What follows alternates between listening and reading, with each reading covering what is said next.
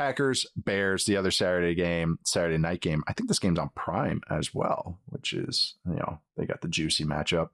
But Packers, Bears, Packers are now 1-point favorites. If I remember correctly, I believe the Bears opened as favorites. I could be wrong on that, but the Packers are now 1-point favorites. This game is Saturday night. We'll start Packers offense, Bears defense. Anything you focusing on in this matchup, Chuck? Oh, man, I'm trying not to just repeat all the things I said for the previous two times that we looked at this game. But I don't think anything's changed. Hey, it's the third matchup, man. It's the third matchup. If Jordan Love plays, which he is, so he is. Yes. The Rams. I mean, not the Rams. The Packers. They should score a lot of points in this game. I don't think anything has changed about our evaluation of the Bears defense. It's the same bad unit that it has been. They're just a little opportunistic. But man, when Jordan Love has played against his defense, he's done a pretty good job. I mean, it's the explosive that he's hitting, just how well he keeps plays alive. You basically need someone as good as Caleb Williams sometimes to survive the bombs that Jordan Love can drop you. So if he's just ready to go, that's the only place where I get a little concerned for the Bears in this game, because I think they obviously don't have anyone from a talent perspective on that defense who can kind of go toe-to-toe with Jordan Love. They don't have the pass rush. The secondary's been inconsistent. So you need to find ways to get your hand on the ball, because otherwise I don't see how they're going to stop this offense, because we've seen it before with this team. Even when the Bears went up to Lambeau and they beat the Packers. Oh, no, they lost. Excuse me, they lost on the last play. When they lost on the last play when Caleb rolled out, Jordan was incredible in that game, and it looked like it was about to be a blowout up until halftime. And then the Bears kind of settled in. They pushed it back, and came down to one of the last plays to punch your ticket to overtime. Just run it back out there again and hope that the defense can stave them off a little bit better this time. Because the one thing I will say about this Packers defense, just as far as it comes to being a supporting cast for Jordan Love, they kind of did their part in the two Bears games this year. I know there was a lot of bend, don't break, but ultimately you gave up 21 points, you gave up 22 points. That's a win. Terrible for where this offense is. So if you can clear that bar, I think that they can do that with Jordan Love. But I still think this is a compelling game. Jordan Love being back, that's terrifying for Bears fans, I think, because he can race you down in a real quick instant. What I think is so compelling is that it's two really explosive offenses versus two defenses that allow a lot of explosives. So it's there's a chance this might be a 31-27 type game, 34-30 in the cold. It'll be great. I think there is snow flurries potentially in Chicago. Nice. I think it's not a playoff type game that you expect at Soldier Field, I think, in our lifetimes, because every time the Bears make a playoff run, it's usually with an elite defense and a middling Rex Grossman led offense, or Jay Cutler or Mitch Trubisky. Caleb was a different animal than that, and this Bears run game is a different animal than that. Starting with the Bears defense, Packers offense, that I was trying to find some angle. The Packers run offense hasn't been great with and without Josh Jacobs. It's kind of middle of the road. That's how I put it. It's not this overwhelmingly great unit, kind of by design. There's such a jab-based run game. And I would say the Bears run defense, not great either. And then same thing with the Bears pass defense. They allow a lot of explosives, and what they've been living on is turnovers, which Dennis Allen has always kind of had that, because they kind of game stuff up and how they do things on the back end, trying to confuse you, throw in the tight spots, yada, yada, good on tips, all that stuff. But they're very gettable. They're not, in the back half of the season, they're 28th in third down rate, which was their strength in the first half of the season. Remember, that was kind of what they were. It was they're great in situations and they're great at getting turnovers. It's okay, that's good for you. That's fallen off. Since week 10, this team is 28th in rushing success rate, 20th in passing success rate, 31st in stuff rate as far as getting TFLs and tackles for no yards, which against the Packers is tough, because the Packers are built on those 2, 3, 4 yard gains and then huge haymakers from Jordan Love. And so you look at this team, 27th in EPA versus the slot since Kyler Gordon's been hurt. I mean, watch last week against the Lions. Both times they played the Lions, it was just Amon-Ra St. Brown and breakers, Amon-Ra St. Brown and breakers, digs and overs, and over again. The Packers have Jaden Reed, and he's pretty good from the slot. and they have other guys that they can do this to. And Jordan Love is willing to throw it to the slot. They're willing to throw outbreakers, willing to throw inbreakers. This was the other thing I thought was interesting. The Bears, since the week 10, they are 29th in average distance to go on third down. Again, that stuff rate matters because then now you're getting them a lot of 3rd and 4s, 3rd and 3s. And they have that 28th and third down percentage. You know, who's one of the best teams on third down this year? The Packers. They are 2nd in third down conversion rate this year, 48.8%. That's like an absurd number. Anything above 50 is like an all-time number, and they're creeping towards that, kind of by design of this offense as well. And then I looked at those inbreakers, and actually the Bears actually weren't as bad on them. I mean, 24th in success rate, not as bad, but outbreakers, which is what Jordan Love is just nailing Romeo Doubs on, just outbreaker and getting everybody. Sure enough, the Bears are bad against that as well. So like, I think Jordan Love's not going to have too many issues. They might get him with one pick because he's so aggressive, but I think the run game's fine enough to kind of keep them in good situations. And then they can, he can throw some haymakers to whoever he wants to. I think that he has plenty of options there. It's just what the Bears are this year. They're not really tough up the middle along the spine, and they're very gettable when you throw the ball. The other side of the ball. Do you have anything else on this side? Or the other side I was going to say Bears offense. The one thing I had was from weeks 1 through 16, like when Jordan Love did play before he got hurt. Yeah. The Packers, they were over 50% on third down, 50.3% third down rate. So it's dropped since he's been out. But they were first on third and long. So 3rd and 7 yards or more, 41% with Jordan Love at quarterback. So 41% on 3rd and 7 plus? On 3rd and long. Yeah. That's ridiculous. That's ridiculous. That's got to be like twice the league average. Yeah. Most guys are in the low 20s. Yeah. That's ridiculous. I'm not shocked. I'm about to say the Bears. They've got 23%, which is 22nd in the league. Like, so they're like just below average. They're 20% higher at number 1. So good luck, Bears. That's a tough spot to be in. It is. I think there's gonna be. I know there's just nothing about. That's originally what my angle was. Oh, it's going to come down to third downs. The Packers are so good on third down. I was like, oh, the Bears have fallen off completely on third down. Like, so it wasn't like as strong of like a strength versus strength thing. It was kind of like everything the Packers want to do, the Bears will kind of let them.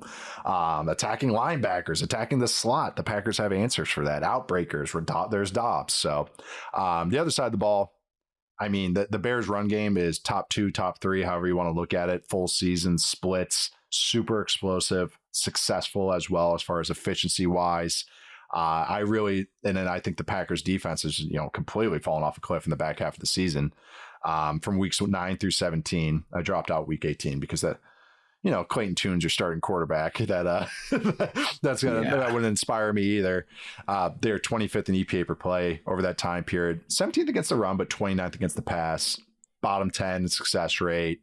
28th in EPA versus receivers. Roman Dunze, I believe, is playing, which is significant, but Luther Burden stepped up over this time period. 28th in sack rate, so you might not get the chaotic Caleb Williams plays as much. Allowing short distances to go on third down. They're 26th in average distance to go on third down over that time period. 27th in stuff rate. So there's not like that aspect of the Packers defense. Now it's just all the injuries they've had that, like, I mean, look who they just signed and are starting at corner right now with Diggs. That's kind of where they're at as a defense right now. And then you're going against the Bears offense that's explosive, 2nd in running back success rate, 9th in DVOA, 5th in weighted DVOA, which is significant, 3rd in yards per run. And then the passing game is explosive as well. So again, these defenses are going to have their hands full, but anything on this side of the ball that you're focusing on, Chuck? Man, it sounds crazy to say, but I just don't know if the Packers have enough firepower for the Chicago Bears offense. I know. Not what I expected to say a couple months ago, but here we are. Or maybe ever in my whole entire life. But like this is, I mean, I can't think of a Bears offense I've seen that's been better than this. Going back to Cutler and Brandon Marshall days. Like that was the other one. Alshon Jeffrey, the 1 year, with Trestman. That was the only year I can think of. Yeah, but this run game, this is obviously the core of what they do, the core of what they want to do, and what they're going to do this weekend. I mean, you laid it out pretty cleanly. I don't really have too much to add there. It's one of the best rushing offenses against, falling apart run defense that has a bunch of injuries along the defensive line, including Devontae Wyatt and Micah Parsons too. So yeah, that's a tough one. And the Bears, they've shown that you're gonna let us run the ball. Okay, we'll just keep going and going and going and going and going and going, and then Caleb Williams can make the high leverage plays when it basically feels like whenever he's needed to over the back half of the season. He's really been dialed in as far as making the most of the chances he had. People talk, the completion percentage is not that high. Well, whatever, man. I don't really know what to say to you. You can be you should be excited about someone that can be maybe below average completion percentage, but top 10 in efficiency metrics. That means there's still meat on the bone here, guys. Right. You should be excited about this. So if all you gotta do is if they can stay on track with the run game, allow Caleb to hit some big plays over top. I just think personnel wise, the Packers are so beat up that there's a chance for the Bears to score a lot of points here. If they, if these two teams don't do what they do and, kind of take the game a little bit slower and milk the clock down, because, we were saying during the season, the only reason Jordan Love wasn't in the MVP consideration was some stupid losses, but also volume. It's not like the Packers run a whole bunch of plays. But when they do run them, they're making the most of them. And that can be true at times for the Bears too. So it could be one of those games where it's kind of like the first one, where it's 28-21, not a score that you haven't seen before. And then you look at some of the advanced stats and, whoa, these teams were moving the ball. Cooking on each other. They were efficient with it. But I just think with the Bears setup and how we've seen it go, for 2 games now, and how the Bears offense really has been for the back half of the season, I don't see why they can't run the ball here and really start mowing them down and then hit some play action shots on top of it. Round 3. I know that's how I picture. And this is the stat. So you said those play action shots. So Caleb has gotten so much better on in-breakers this year, digs, and that's what Ben Johnson wants. His best throws, I think, are always to the outside, just his arm strength and how he can just throw ropes. It's unbelievable, his arm strength. That's also I remember when they played in Chicago, that was remarkable, and we talked about this, it was super windy, and you didn't even feel it because Jordan Love, Malik Willis, and Caleb Williams just all have plus arm strength. So you had no idea it was a windy day until a kick happened, and then you saw the ball flying from goalpost to goalpost, upright to upright, and then these guys are throwing the ball 20 yards down the field and the ball's not even moving. It's that's how talented these guys' arms are, and I'm including Willis in this because he's got a lot of arm talent. But this was the one thing off those play action stuff. This thread I pulled at. Packers defense is off next gen stats versus in breakers. So, I should start with Caleb. Caleb Williams on in breakers, 4th most attempts on in breakers this entire season, 5th in explosive pass rate on those, and then 4th most yards.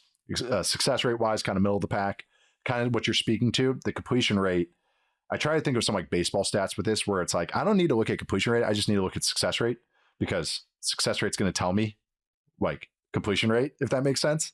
These are the ones that actually mattered. These were the plays that got completed that mattered. I don't need to look at completion rate. And if he's in the top half of the league, we're good. But the Packers defense versus in breakers this year, 32nd in EPA per dropback, 147 pass attempts they defended on in breakers. So that's digs, angle routes, slants, benders, in breakers. 147 pass attempts, and they allowed 0.57 EPA per dropback. They allowed half a point of EPA on 147 pass attempts, 13 touchdowns, 0 picks. They allowed a 128.9 passer rating. If you like the boomer stats, 30th in success rate, 30th in first down rate, 48.3%. Remember that stat you just brought up about Stafford? They allow 48.3% of inbreakers to go for a first down. And this is what the Ben Johnson offense thrives off of. Run, then play action haymakers and deep shot haymakers. That is what this offense thrives on. They've weaned out screens and everything, and I think the Packers defense still tackles very well. They run a lot of zone. But I think this offense is perfect against that type of defense. So I'm with you. I think both of these offenses are going to kind of have their way in this game. It's going to come down to who can force the one turnover, who can get a special teams play.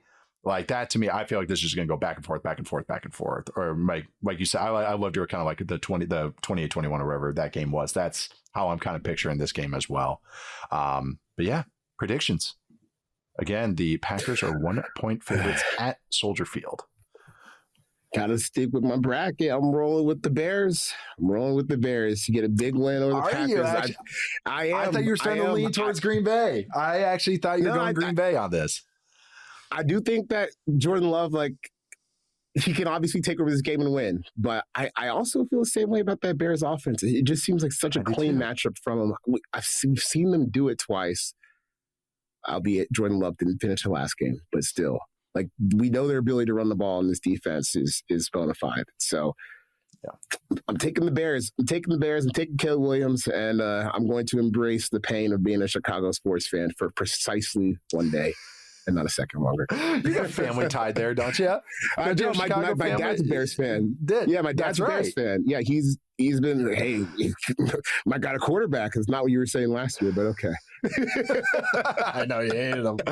We all sacks he took. I know that's another thing. I know the offensive line improved, but it's funny how sacks become a quarterback stat or not, depending on what your argument is. It's like, some of those sacks were his fault last year, but then what about this year? I know the line got better, but sacks are a quarterback stat, right? So he's doing pretty good, right? I don't know. That's you can't argue both. Yeah, you can't say both. I don't know. I was going with the Bears too. I did the prediction. Wow. We sent it to Joey, the editor. I know. If you told me a month ago, I would have no freaking way. But I've just watched enough of this Packers defense, and it's not. They've had so many injuries. It's not like anything about what the Packers are. It's just they've had so many injuries that's hard. And this Bears offense is legit. There's nothing lucky about this Bears offense. Like, they are legit a very good run game against good run defenses. And the passing game has been able to generate. Sometimes it loses some efficiency, but it's always efficient enough. But they get explosives every single week. Doesn't matter the weather. Doesn't matter the defense they go against. So, yeah, I'm going with the Bears as well. I didn't think that, but diving into this game, I just think that they have some natural answers, and I think it's going to be a border. I mean, the over-under is at 45. I feel like it should be at like 48. Maybe we're missing some, but I don't know. I know there's weather, but I think these offenses are going to be churning some points.